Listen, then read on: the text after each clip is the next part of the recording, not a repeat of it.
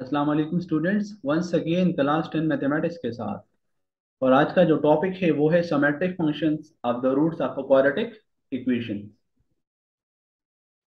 Symmetric function क्या है? तो एक ऐसा फंक्शन जब हम उसके रूट्स को इंटरचेंज करें और इंटरचेंज करने के बावजूद भी उस फंक्शन पे कुछ फर्क न पड़े, तो ऐसे फंक्शन को कहा जाता है symmetric function. For example, F of alpha beta is equal to alpha square plus beta square. ये हमने यहाँ पर एक फंक्शन लिया हुआ है। हमने इस फंक्शन में अल्फा बीटा को इंटरचेंज कर लिया। इंटरचेंज करने के बाद ये बन गया beta square plus alpha square.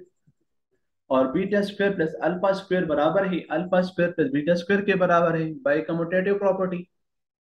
अब यहाँ पर अगर देखें तो यहाँ पर alpha square plus beta square बराबर है अल्फा बीटा के, एफ ऑफ अल्फा बीटा के बराबर। स्टार्ट वाला फंक्शन भी एफ ऑफ अल्फा बीटा था। और जब अल्फा बीटा को इंटरचेंज कर लिया, रूट्स को इंटरचेंज कर लिया, इंटरचेंज करने के बावजूद भी वापस एफ ऑफ अल्फा बीटा आ गया, तो ऐसे फंक्शन को कहा जाता है सिमेट्रिक फंक्शन कहा जाता है। और ये एक सिमेट्रिक फंक्शन होगा अल्फा बीटा में। यहाँ पर हमने एक और एग्जांपल भी इस तरह का लिया हुआ है कि alpha square plus beta square plus two alpha beta. इधर हमने alpha is equal to two लिया हुआ है, beta is equal to one लिया हुआ है। और इधर अल्फा को वन, बीटा को टू। इट मीन देयर कि इधर हमने अल्फा बीटा को इंटरचेंज कर लिया। अगर हम अल्फा को टू, बीटा को वन पुट करते तो रिजल्ट हमारे पास नाइन आ रहा है। लेकिन अगर अल्फा को वन, बीटा को टू पुट करते तो फिर भी रिजल्ट हमारे पास नाइन है। तो यहाँ पर अल्फा और बीटा की वैल्यू को हमने इंटरचेंज भी किया, लेकिन इंटरचेंज करने के बावजूद भी उसके रिजल्ट्स पे कुछ फर्क नहीं पड़ा। तो ऐसे फंक्शंस को कहा जाता है सिमेट्रिक फंक्शन कहा जाता है। तो ये हमारे पास एक सिमेट्रिक फंक्शन है, लेकिन किस में? इन अल्फा एंड बीटा में, क्योंकि यहां पर हमने अल्फा बीटा यूज किया हुआ है। नाउ अब हमने इसी सिमेट्रिक फंक्शन पर कुछ डिफरेंट किस्म के क्वेश्चन सॉल्व करने from exercise. So now we are coming toward exercise 2.4। और पहला सवाल है कि if alpha beta are the roots of the equation X square plus P X plus Q is equal to zero, then evaluate. अगर alpha beta इस equation के root से, तो हमने alpha square plus beta square को भी find करना है। Alpha cube beta plus alpha beta cube को भी फाइंड करना है। और alpha by beta plus beta by alpha को भी फाइंड आउट करना है। तो सबसे पहले हमने x square plus P X plus Q का सम ऑफ रूट्स और प्रोडक्ट ऑफ रूट फाइंड करना है। यहाँ पर ए की वैल्यू वन है, क्योंकि the coefficient of x square a की वैल्यू को रिप्रेजेंट करता है, the coefficient of x b को रिप्रेजेंट करता है, और कांस्टेंट टर्म सी को रिप्रेजेंट करता है, क्योंकि ये हमारे पास extended form of quadratic equation है। सबसे पहले हम सम ऑफ रूट्स फाइंड करेंगे। सम ऑफ रूट्स का फार्मूला है alpha plus beta is equal to minus b by a. B और ए की वैल्यू पुट करेंगे तो सम ऑफ रूट आ जाएगा माइनस पी। और प्रोडक्ट ऑफ रूट्स का फार्मूला है alpha beta is equal to c by a. C और ए की वैल्यू पुट करेंगे तो प्रोडक्ट ऑफ रूट्स आ जाएगा क्यू। अब हमने यहाँ पर alpha square plus beta square को फाइंड आउट करना है। इसको फाइंड करने के लिए अल्फा प्लस बीटा स्क्वायर बराबर है अल्फा प्लस बीटा का whole square minus two alpha beta. क्योंकि ये हमारे पास फार्मूला है ए प्लस बी का होल स्क्वायर। लेकिन यहाँ पर ए की जगह अल्फा और बी की जगह हमारे पास बीटा है। तो जब इस फार्मूले को ओपन करेंगे अल्फा प्लस बीटा को, तो alpha square plus beta square plus two alpha beta होगा। तो plus two alpha beta minus two alpha beta से कैंसिल होगा, तो वापस alpha square plus beta square ही आएगा। इसी में वैल्यूज पुट कर लेते हैं। Putting values, alpha plus beta की वैल्यू है माइनस पी, और अल्फा की बीटा की वैल्यू है क्यू। सो रिजल्ट आ जाएगा p square minus two q. ये हमारे पास आंसर आ गया, alpha square plus beta square का रिजल्ट आ गया। ये था हमारे पास पार्ट नंबर फर्स्ट। अब अगर हम इस बीटा स्क्वायर को पहले लिखे और अल्फा स्क्वायर को बाद में लिखे, तो फिर भी यहाँ पर हमारे पास जो रिजल्ट होगा वो यही वाला आएगा, कुछ भी फर्क नहीं पड़ेगा। Now part number two. तो पार्ट नंबर टू है हमारे पास। Alpha cube beta plus alpha beta cube. इन दोनों में अल्फा बीटा यहाँ भी मौजूद, अल्फा बीटा यहाँ भी मौजूद। अल्फा बीटा को कॉमन कर लिया तो इधर रह जाएगा alpha square plus beta square रह जाएगा। और अल्फा बीटा और ये बराबर है हमारे पास अल्फा प्लस बीटा का whole square minus two alpha beta. इसी में वैल्यूज पुट कर लेते हैं अल्फा प्लस बीटा की और साथ साथ अल्फा बीटा की। So now this will become Q, इधर आ जाएगा माइनस पी का होल स्क्वायर और ये बन जाएगा माइनस टू क्यू।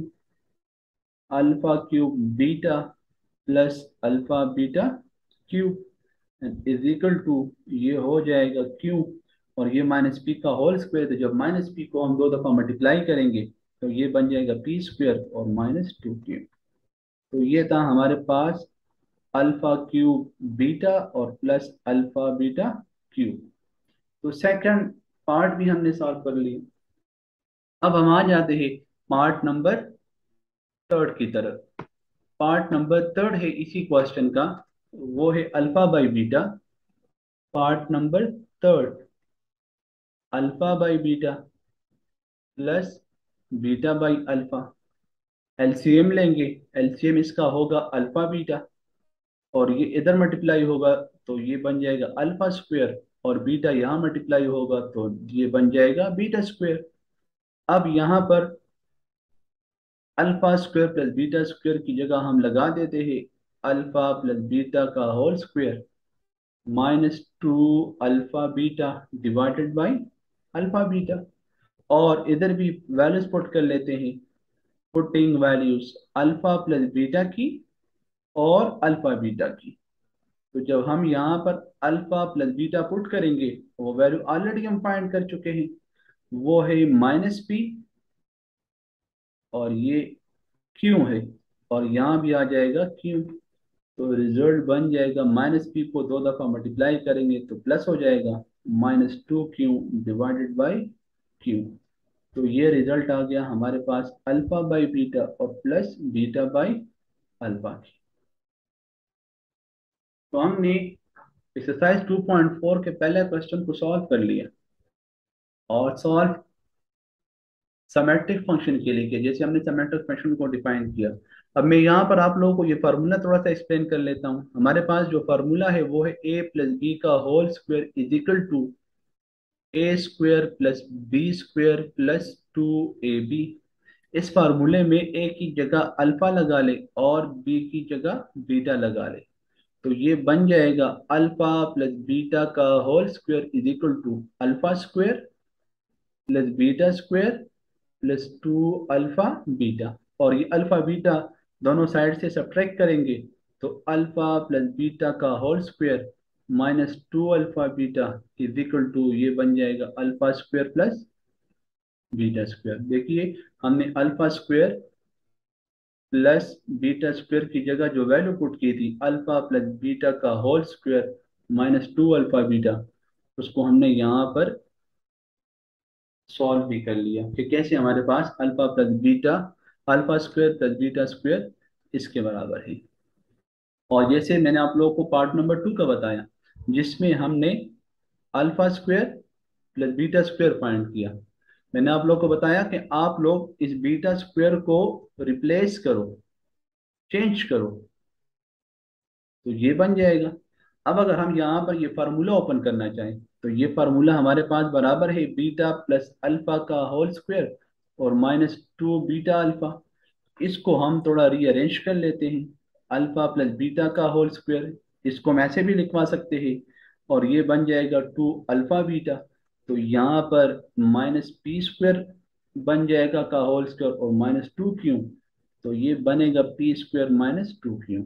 देखिए आप लोगों ने यहाँ पर देख लिया कि हमने alpha square plus beta square की वैल्यू फाइंड की तो alpha square plus beta square की वैल्यू भी थी p square minus two q थी और हमने यहाँ पर beta square plus alpha square को भी फाइंड किया तो उसका रिजल्ट भी हमारे पास p square minus two q आ गया।